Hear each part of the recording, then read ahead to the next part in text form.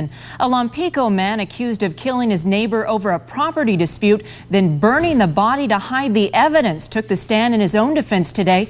29-year-old John Walter Stevens is charged with the first-degree murder of his neighbor Robert Hall last November. Besides hearing from the defendant, the jury today got to see a videotape of Stevens and Hall arguing. The dispute centered around whether Hall had the right to use a road Stevens claimed as his driveway. Stevens pleaded not guilty. The defense claims Hall is the aggressor, which has angered the victim's father, Franklin Hall. All of us devastated by his murder. It's a senseless, stupid thing. Our son was trying to use the legal procedures to get things taken care of. He was trying to use the court system. The police officer told him if he wasn't satisfied with the way things were going to take up a civil matter, and that's what he tried to do. Sheriff's deputies had been out to the property several times before the murder, and Hall had filed a lawsuit against Stevens. We have a shooting to report tonight. It occurred on East Alisal in Salinas about an hour ago. A drive-by shooting occurred on the 200th block of William Street. A man who was sitting outside the El Mercado Nopal store was shot in the face. The victim remains conscious and is talking to police at this time. Police have no description of the suspects or further information at this time. The debate over changing UCSC's grading system continues. The Academic Senate voted tonight 80-79 to postpone the matter, sending it to the Graduate Council and the Committee on Education Policy. The topic has been a heated one. A peaceful protest was held this afternoon by several hundred students at UC Santa Cruz while faculty Senate members met. Since the university was founded in the 60s, UCSC has used evaluations to let students know where they stand. It is no longer meaningful when the campus is as large as it is. When there are large classes, they feel that it's not possible to do a really effective evaluation. This evaluation system is one of the things that the hallmark of the university, and to see it just disappear is upsetting a lot of people, including alumni across the state.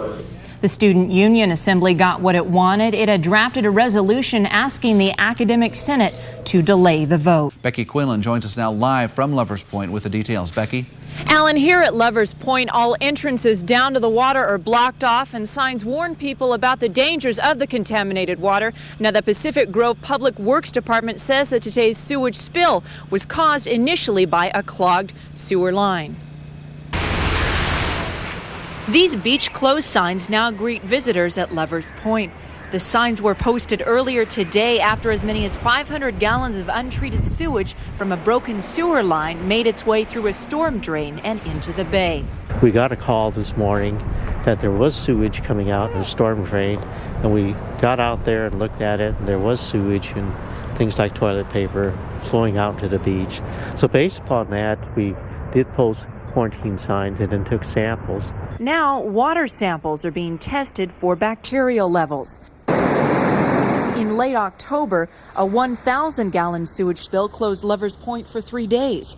This time, health department officials are still trying to pinpoint exactly where the broken sewer line is. Until we get a sample that shows there's no longer contamination, then the signs will have to stay up. Health workers warn that swimming in contaminated water could cause gastrointestinal problems.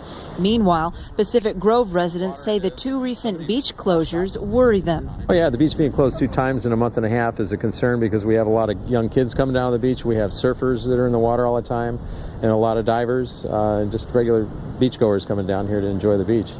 I came up from Southern California and it happened down there all the time.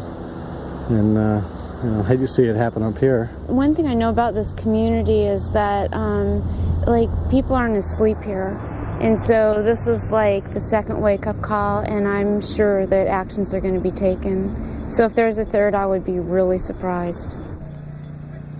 Alan, it will take the Environmental Health Department about 5 days to analyze water samples taken from the water here for bacterial levels. The beach here could be closed for more than a week. Reporting live from Pacific Grove, I'm Becky Quinlan. Alan, back to you. All right, thanks for that report, Becky.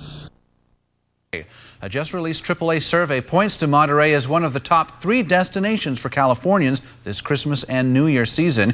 Becky Quinlan joins us now live from Monterey with more. Becky. Alan, I'm here on Cannery Row where I've been talking with dozens of people tonight, many of whom are from San Francisco and San Jose.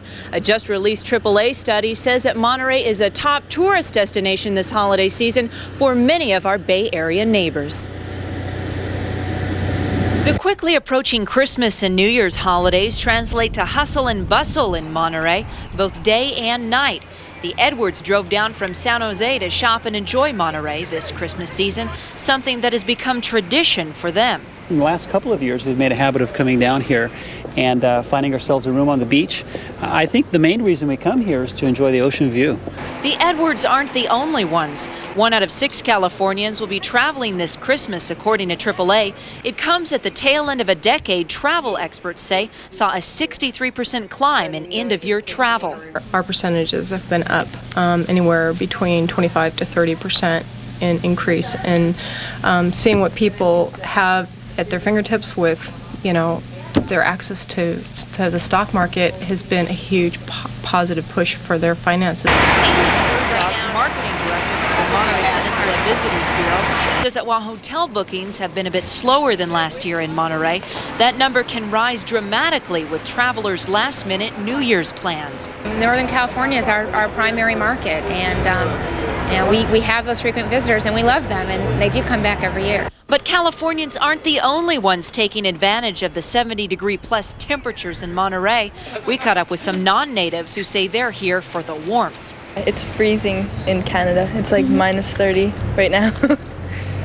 So it's a big change. When we left, it was 5 below zero in Chicago with a wind chill of 30 below. So today hit 70 degrees, bright sunshine, and could not ask for better weather.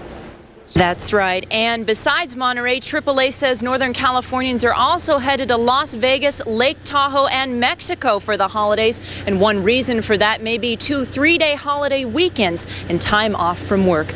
Reporting live from Monterey, I'm Becky Quinlan. Alan, back to you. All right, thanks a lot for that report, Becky. Alan, Judge Jonathan Price reduced Daisy Moscata's original 7-year sentence to the 2 years already served plus 4 years probation. It was information about her ex-boyfriend's criminal background that played a pivotal role in today's hearing and allowed Daisy Moscata to walk away a free woman. The court's own review of his criminality in court cases, both subsequent and prior to this event, show him to be a person who abuses alcohol, other human beings, steals, and lies about it when caught. Daisy Moscata sat in a Salinas courtroom today, listening as Judge Jonathan Price revealed new information about her former boyfriend, Julio Luna. That new information culminated in a life-changing announcement for Daisy Moscata. She therefore is released forthwith. She can be uncuffed and she can leave.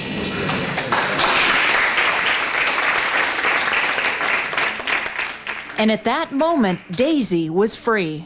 Me sentí muy emocionada y la verdad. I felt very emotional, and truthfully, I can't really. I have so much emotion that I don't know, but I was hoping for another opportunity to be released and have my sentence reduced. Thank God and thank everybody who supported me. I can't even explain it.